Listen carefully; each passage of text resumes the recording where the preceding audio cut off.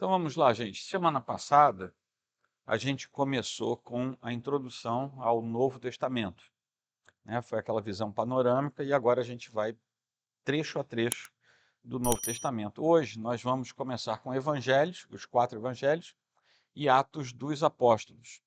Claro, voltando a dizer para vocês que essa é um estudo panorâmico, o que quer dizer que a gente não está se aprofundando nos detalhes de cada trecho desse, mas é uma visão panorâmica da Bíblia que a gente está aplicando até daqui a algumas semanas, quando a gente vai começar a trabalhar a questão da interpretação, tá? Então vamos lá. Bom, são 5 livros. Que 5 livros são esses? 4 Evangelhos e Atos dos Apóstolos, que vão nos dar a inauguração da segunda parte das Escrituras, que é o Novo Testamento. A Bíblia, como a gente já viu anteriormente, tem 2 grandes partes, que nós chamamos de testamentos, que tem uma relação direta com o princípio da aliança que Deus fez conosco.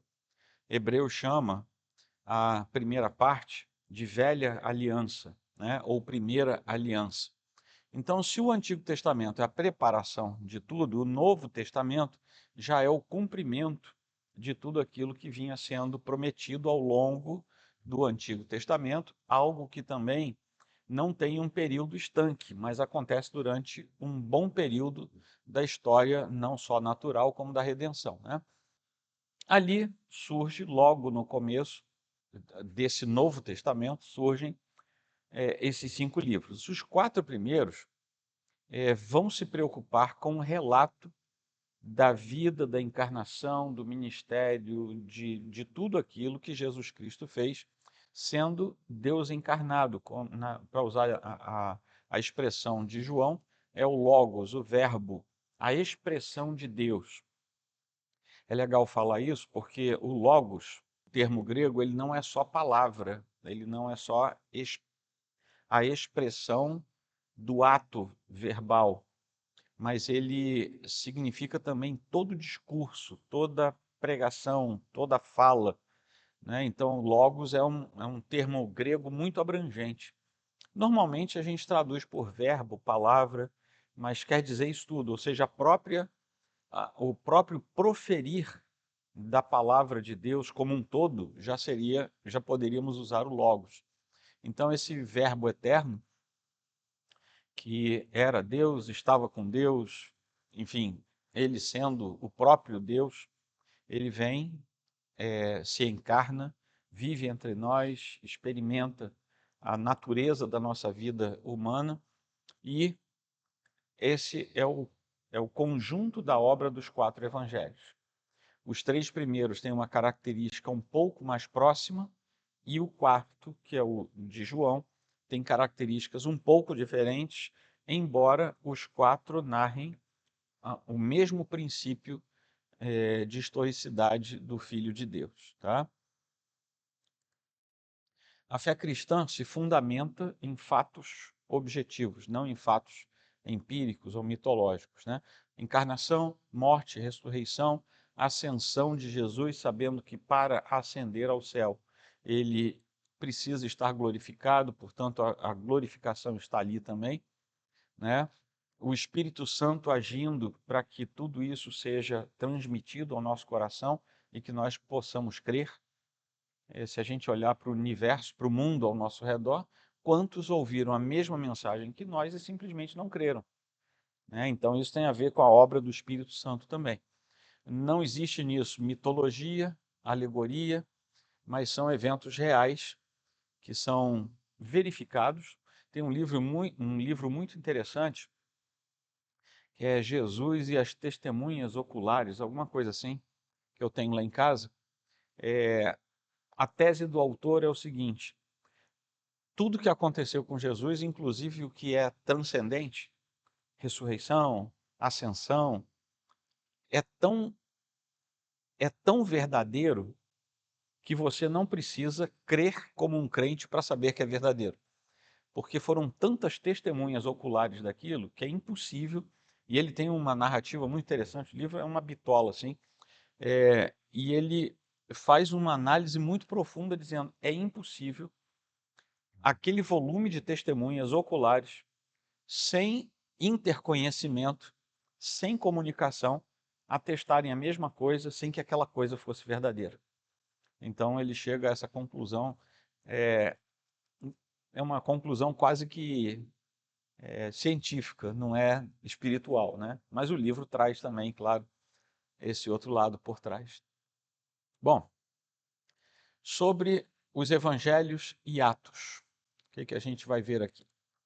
O Novo Testamento é uma coleção de escritos, né? A gente já sabe disso, são 27 textos que, embora diversos em forma, autores, propósitos, temas, existem muitos temas ali, mas todos eles, quando a gente coloca juntos, lado a lado, eles vão ter uma unidade teológica perfeita, né?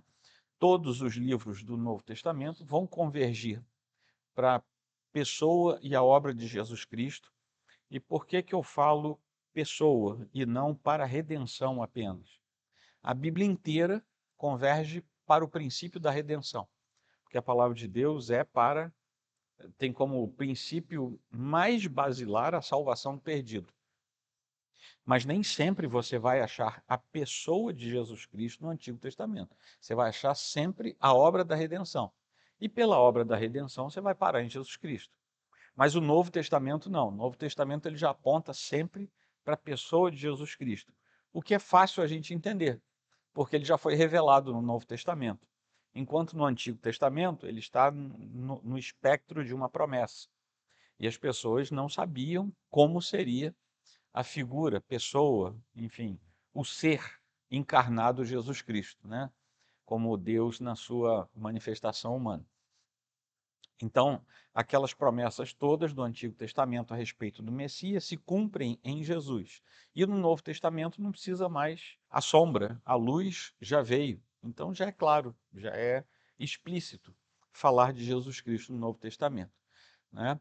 As palavras do próprio Senhor Jesus em Lucas 24, 27, quando ele interpreta as Escrituras aos discípulos no caminho de Emaús, eu acho que a gente usou esse texto semana passada. Quem é que estava aqui semana passada?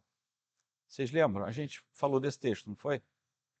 Então, quando ele fala a respeito das Escrituras, falando dele próprio, tudo falava dele, tudo apontava para ele, mas ao longo de toda a Escritura isso precisava ser interpretado na Antiguidade, né? No Novo Testamento já está explícito.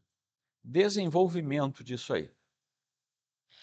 Qual é o caráter e o propósito dos evangelhos? Vamos ler esse texto branco aí?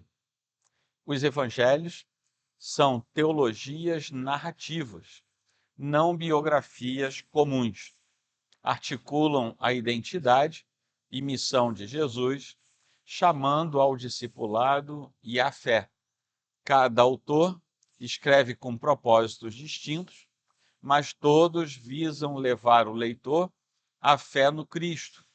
Inspirados pelo Espírito, os autores mantiveram seu estilo próprio, registrando com fidelidade a revelação de Deus para a edificação da igreja e proclamação do Evangelho.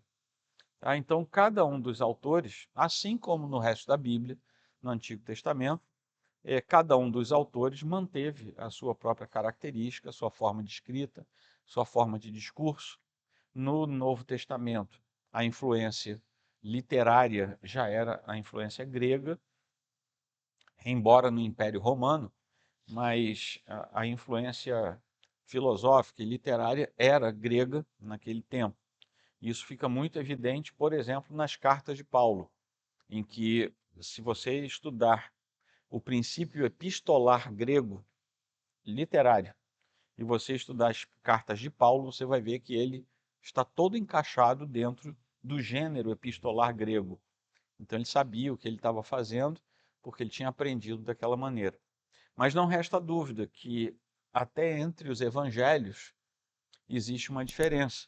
Marcos é muito diferente de João, por exemplo. Tá? Mateus é diferente de Lucas. Lucas já vai se parecer com Atos, porque foi o mesmo sujeito que escreveu. mas a forma de escrita se torna diferente conforme mudam os autores. O caráter e o propósito dos evangelhos. As diferenças entre os evangelhos não são contradições, mas são complementos. O que quer dizer? Que mais você vai ouvir por aí é gente dizendo: ah, mas o texto sinótico de Mateus traz uma informação diferente do texto sinótico de Marcos ou de Lucas. É a história de quem observou. O cara observou daquele jeito, ele ouviu daquele jeito, ele escreveu daquele jeito. Vamos lembrar que Lucas, por exemplo, não foi testemunho ocular dos fatos. Ele pesquisou para poder escrever. Mateus e Marcos também não foi testemunho ocular. Mateus foi, João foi. Então, isso quer dizer que Mateus e João são melhores do que Marcos e Lucas? Não. Palavra de Deus inspirada é sempre palavra de Deus inspirada. Inclusive, no Novo Testamento, vai aparecer em algumas versões da Bíblia as palavras de Jesus em vermelho. Elas não são mais santas nem mais inspiradas que o resto da Bíblia. Tudo que está na Bíblia é inspirado da mesma forma. Tá? Aquilo ali é só um recurso editorial para você saber, aqui Jesus está falando. É só isso, tá bom? Mateus vai enfatizar Jesus como rei e cumprimento das profecias. Por que Mateus vai fazer isso? Porque ele vai falar muito mais especificamente para o judeu, para o hebreu. Marcos destaca o servo sofredor em ação, que é o menor livro. A gente vai falar um pouquinho disso aí adiante, já estou até me adiantando. Mas ele é o menor dos 4 evangelhos e é quase certo que ele tenha sido o primeiro a ser escrito. Então, se viesse na ordem de escrita, Marcos seria o primeiro, tá? Não Mateus. Lucas mostra o Salvador universal com atenção aos excluídos, lembrando que Lucas fez uma pesquisa para dizer para Teófilo por que ele cria daquele jeito. Então ele explica, ele é muito didático. Então Lucas é extremamente didático. E João revela o verbo eterno com profundidade teológica. João já é um sujeito que escreve filosofando mais. Então é sabido que ele escreve mais para quem tinha familiaridade com o pensamento grego. Tá? Então, cada um dos 4 evangelhos vai tocar um grupo de pessoas diferentes. Então, eles não são excludentes, nem são antitéticos, eles se complementam. O conteúdo central dos evangelhos vai ser sempre a vida e a obra do Senhor Jesus Cristo. Tá? Esse é o conteúdo dos evangelhos. Então, se alguém perguntar para você, mas o que está escrito nos evangelhos? A vida e a obra de Jesus Cristo.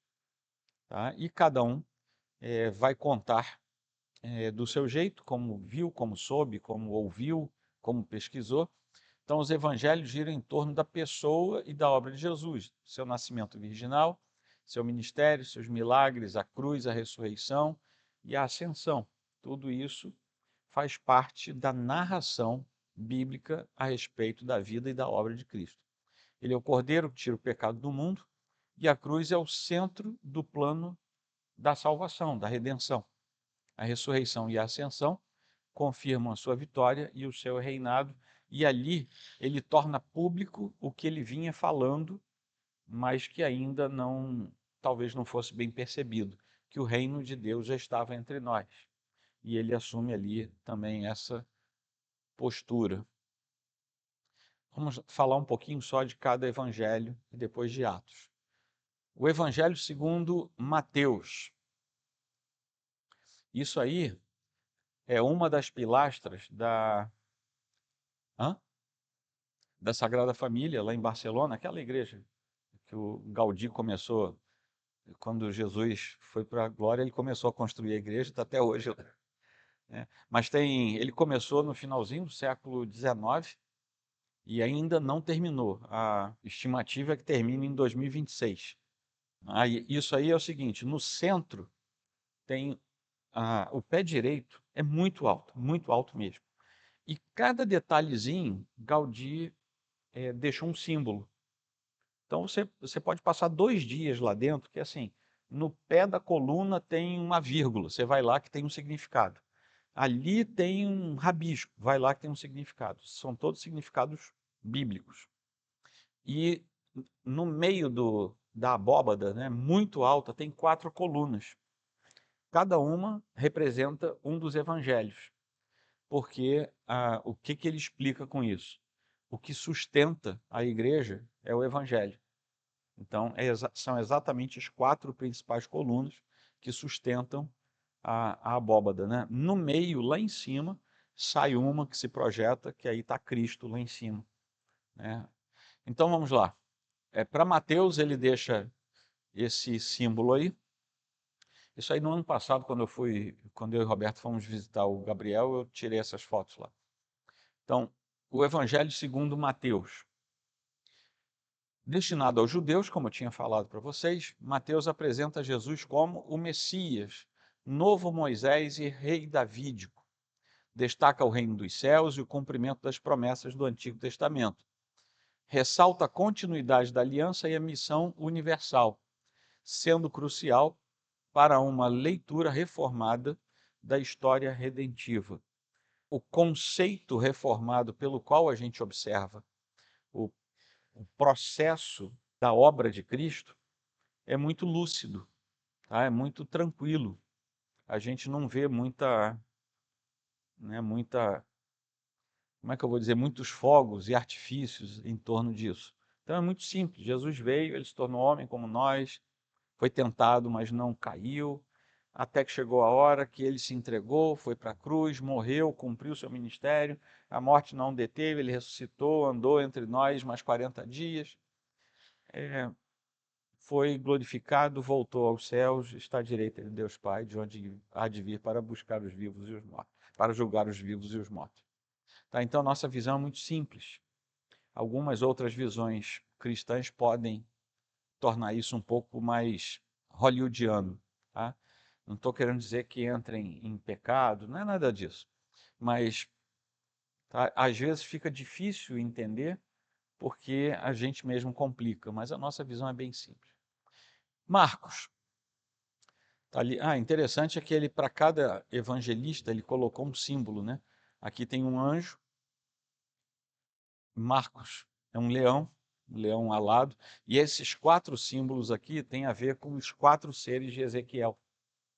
Tá? Então ele conectou cada um dos seres de Ezequiel a um dos evangelhos.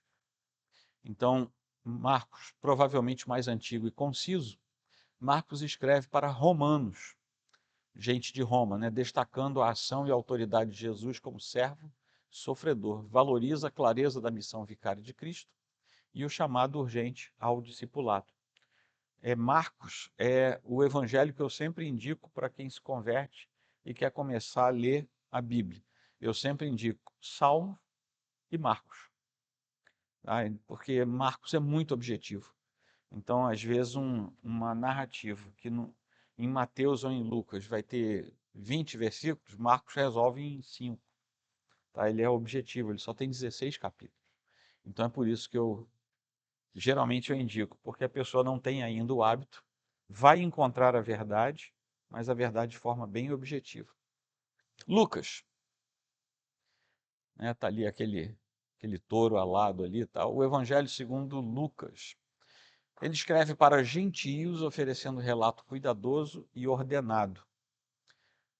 Isso ele fala logo no comecinho do texto de Lucas, e ele vai renovar isso quando ele começa Atos. Ele apresenta Jesus como Salvador universal, com ênfase na oração, misericórdia e ação do Espírito. Ressalta a soberania da graça e a inclusão dos povos no plano redentor. Essa ideia de Lucas de falar muito daquele que estava longe, que agora pode ser salvo, é exatamente porque ele se dirige aos gentios, sendo Teófilo mesmo um gentio convertido. É por isso que ele tem esse aspecto. Finalmente, João, que oferece uma teologia profunda, destacando a divindade de Cristo desde o início, estrutura o seu relato em sinais e discursos, com o propósito de suscitar fé. É fonte-chave para doutrinas reformadas, como trindade, regeneração e eleição. É claro que essas doutrinas não são exclusivamente reformadas.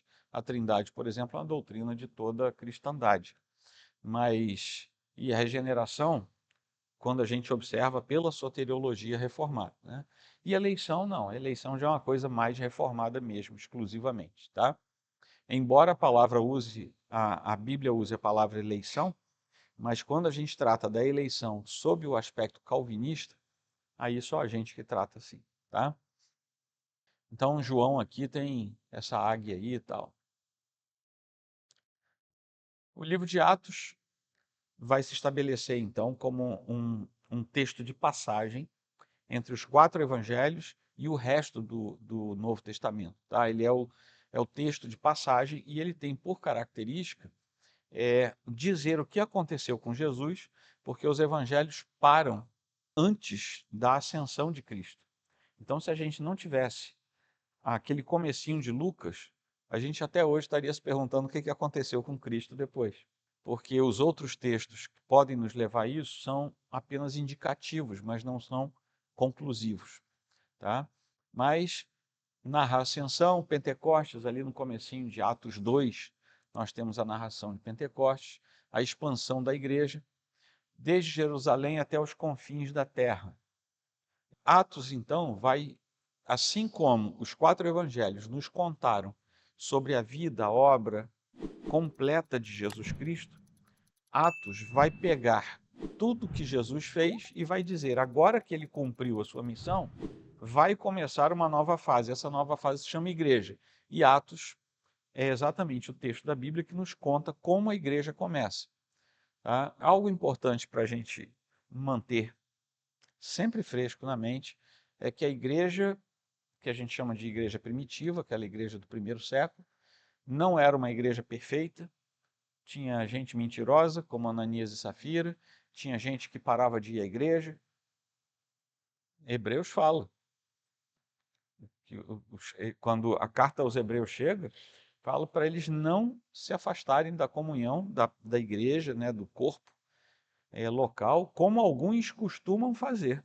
Então já era um negócio presente no primeiro século. Tá?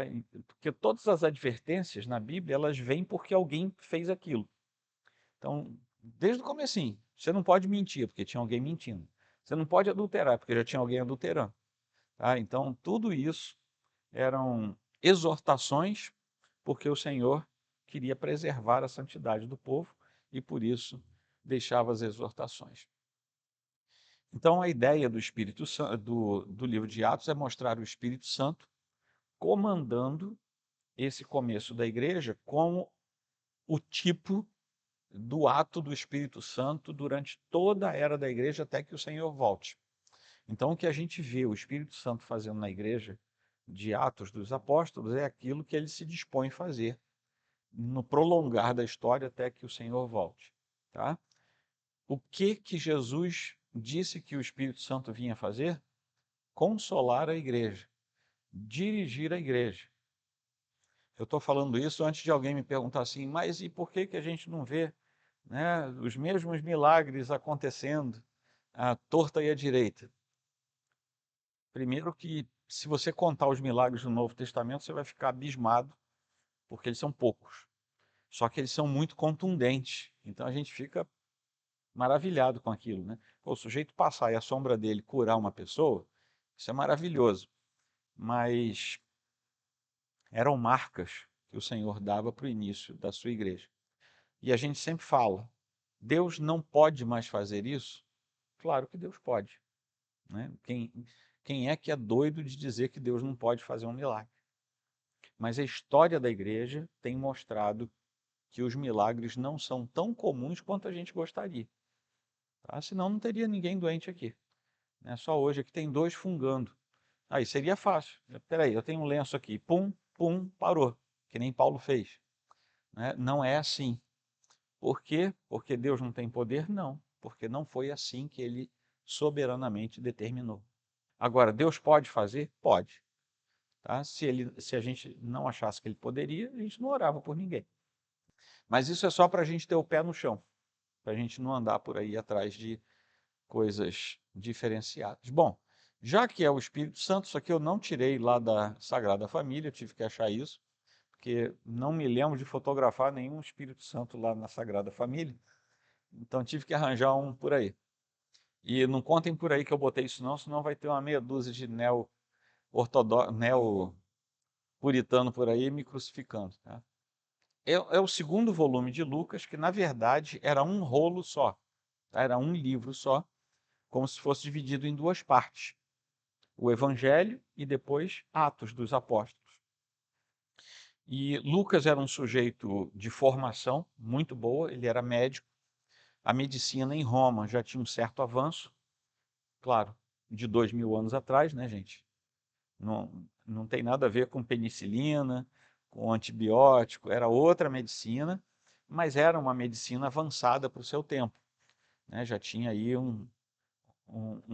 alguns séculos de estudos de medicina, desde Hipócrates, que o pessoal diz que é Hipócritas, né? Desde os gregos antigos, que a medicina vinha sendo estudada de forma sistemática. Com isso, tinha se afastado aquela medicina mais de pagelança que os povos antigos tinham, né? E, faz uma fumacinha que dá certo, não sei o quê. De fato, havia uma sistematização da medicina, embora ainda rudimentar se comparado com a gente. Então, Lucas era um sujeito muito bem educado.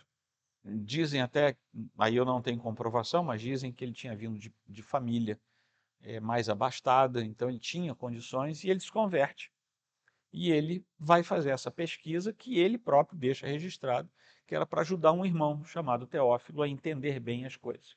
Ele fala isso no começo de Lucas, e quando ele vai começar Atos, ele repete: Teófilo, eu já tinha me esforçado lá no Evangelho para você entender o que tinha acontecido com Jesus. Agora eu resolvi prosseguir a pesquisa, porque eu vou querer mostrar para você aqui como é que a igreja começou.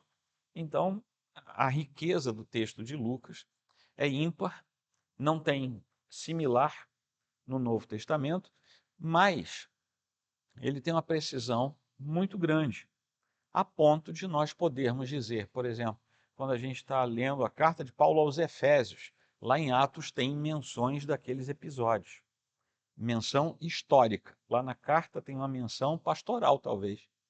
Tá? Então, a gente vê isso acontecendo, ou seja, a relação do texto de Atos com outros textos do Novo Testamento. Então, o livro nos mostra a continuidade entre a obra de Cristo e a missão da igreja, que é exatamente o que Jesus ordenou antes de ir embora. Está no finalzinho de Mateus.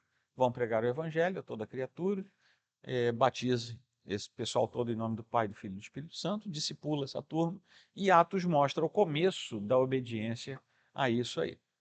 Enfatiza a pregação, a ação do Espírito e a organização eclesiástica. Em Atos, nós começamos a ver a igreja se organizando pela liberdade que Deus deu para nos organizarmos.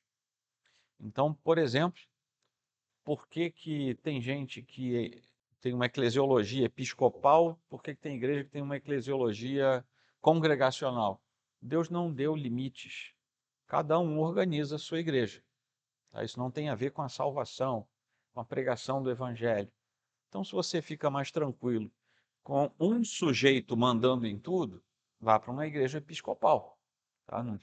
Não estou falando uma neopentecostal, não. Estou falando uma episcopal clássica. Se você gosta de votar em tudo, seja batista. É assim que funciona. E não existe problema quanto a isso. Tá? Então, tá lá. Nós começamos a ver isso. É em Atos que nós vemos os primeiros diáconos sendo eleitos, ordenados e instalados, num processo muito parecido com o que a gente faz, com a maioria das igrejas faz. Então, tá aí. Deus é soberano, mas ele libera as nossas coisas particulares em termos de organização para a gente mesmo tocar em frente. Ok? Unidade e propósito teológico. Vamos ler juntos isso aí? Evangelhos e Atos, embora distintos, têm o mesmo foco: Cristo e o reino. Os evangelhos apontam para a cruz. Atos mostra sua eficácia na transformação do mundo. A teologia reformada reconhece nesses livros o cumprimento progressivo da aliança e a ação soberana de Deus na história da redenção. É óbvio, né, gente? Qualquer crente vai reconhecer isso. Mas, por causa do finalzinho ali, a ação soberana de Deus, isso, quando a gente coloca esse tipo de princípio, isso é muito reformado. Porque outros pensamentos teológicos, mesmo de gente crente, piedosa, não destaca tanto a ação soberana de Deus quanto o pensamento reformado, tá bom? Já estamos acabando, hein? A conclusão. Eles não apenas registram os eventos históricos com precisão, basta lembrar que os evangelhos e Atos podem ser comparados com a história secular. E nós vamos ver os indícios daquilo ali acontecendo, tá? Mas os interpretam à luz do plano eterno de Deus para a salvação do seu povo. Atos, por sua vez, demonstra que a obra de Cristo não terminou com a sua ascensão. Na verdade, a ascensão de Cristo foi o término do ministério terreno de Cristo. Ali ele ascende aos céus e ali ele termina o seu ministério entre nós. Diferentemente de outros postulados religiosos, ele não desencarnou ali, né? Ele foi glorificado e subiu de volta aos céus do jeito que as pessoas o viam, e assim ele subiu. Então, a igreja passa a ser chamada de corpo de Cristo, né? É a metáfora, uma das metáforas por excelência para a igreja. Se a igreja é o corpo de Cristo, mesmo o cabeça da igreja tendo ascendido de volta, mas ele é o cabeça, o corpo continua aqui. Isso, se a gente for pensar de maneira séria, isso pode nos dar um certo arrepio, porque a igreja de Cristo deveria continuar fazendo o que Cristo fez enquanto estava aqui. E a gente não tem feito isso, tá? O Átila tem cabeça e corpo. O corpo do Átila faz o que a cabeça manda. Não sai fazendo coisa estranha e diferente. Né? Só filme de zumbi que faz essas coisas, né? Mas se a gente prestar atenção nesses 2000 anos de história da igreja, a igreja tem muita dificuldade em fazer o que o cabeça manda fazer. E isso tem que nos fazer pensar, porque nós somos, nós juntos somos a igreja de Cristo. Individualmente não, isso não é nada. Né? Tem uma deformidade anda por aí para o cara ficar na frente do YouTube dizendo que está na igreja. Não está. A igreja é gente junta. Mas a gente tem que pensar sobre isso. O que a gente tem feito? E o que a gente precisa e pode fazer, né? O mesmo Senhor ressurreto continua atuando por meio do Espírito Santo, agora através da igreja, desde Atos a gente vê isso, e hoje continua, e vai ser assim até o Senhor voltar. Chamado a proclamar o Evangelho a todas as nações. Aí, de novo, um problema da igreja, porque a gente sabe que é para proclamar o Evangelho a todas as nações e a gente não atravessa a rua. Isso também é complicado, né? E esses 2000 anos de história da igreja mostram que esse não é só um problema da igreja brasileira do século XXI. Isso se arrasta e a gente precisa ter isso em mente. Vemos o cumprimento da promessa de Jesus em Atos 1:8 e entendemos que a história da igreja não é obra de homens, mas ação contínua do Deus Trino na história. Vamos encerrar lendo juntos aqui?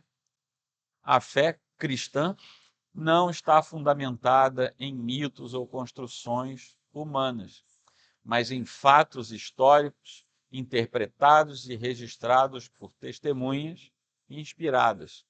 Como cristãos reformados, sustentamos que a Escritura é suficiente, autoritativa e inerrante, e por isso podemos confiar plenamente nos relatos dos Evangelhos e de Atos.